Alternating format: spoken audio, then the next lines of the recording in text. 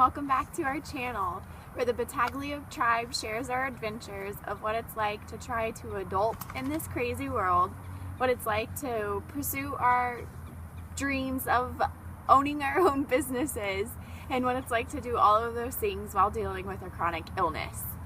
So today I just wanted to talk to you guys a little bit about what it's like to accept your new normal and what it is like to try to find God's will in your new normal. And what I mean by that is when you deal with a chronic illness or when you become a spoonie, which if you don't know what that is, I can post a little description of it down below so that you guys are like, because I say it often, spoon theory, spoonful, and what that relates to is someone, I can't remember her name, but who dealt, I think she was actually had lupus. She tried one day to explain it to her friend who had never dealt with a chronic illness, and it was very hard for her friend to understand what it was like for her to live on a daily basis.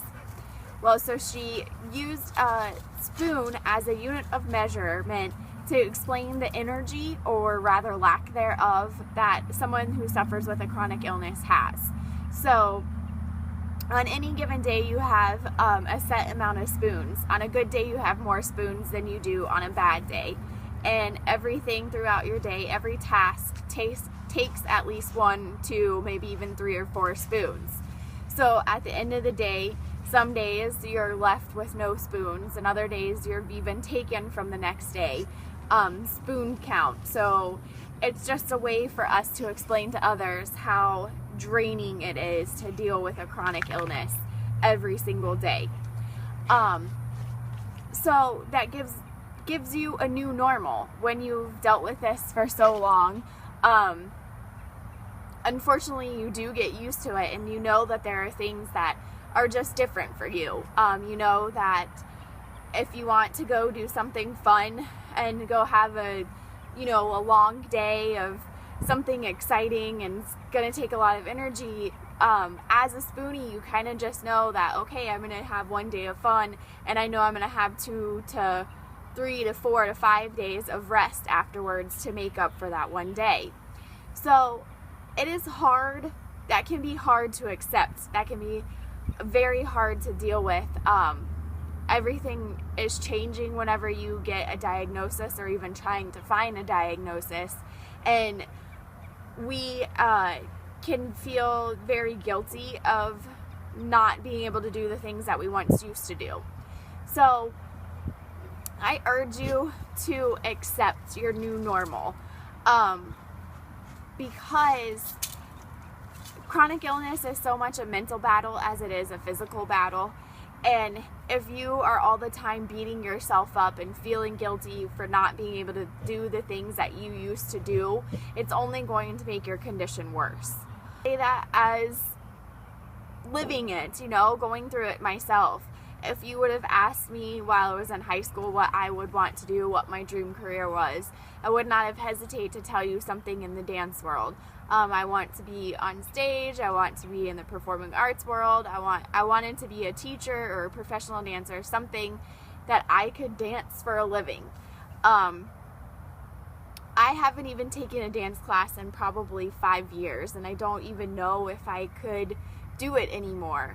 Going from someone who could dance 4 to 5 hours a day, 4 to 5 days a week, to someone who doesn't even know if I could handle a basic ballet class is a very hard pill to swallow. And I'm not going to lie, I struggle with my body image because of that, what I think of myself because of that, because I have changed so much.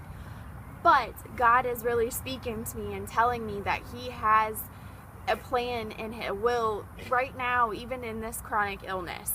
It may not be exactly what I thought it was going to be, may not be, and it could change again in a few months. You know what I mean? So part of this is acceptance. Accepting that things are different, that you are different, that your chronic illness has changed you, but it does not define you, and it never, ever will. So while I urge you to accept your new normal and not beat yourself up over it, don't accept it as truth. And what I mean by that is our God promises healing. He did not send his only son to die on the cross for us to live a miserable life. He wants us, our desires of our hearts, to be fulfilled. He wants us to be healthy and happy and live the life that we truly desire. So while you have to accept it, to not guilt trip yourself and not beat yourself up all the time, don't accept it as what this is destiny for you. God has something much bigger, something much better for you in store. And even if your healing doesn't happen on this earth, he is still doing works, doing wonders, and bringing you the desires of your heart through your sickness.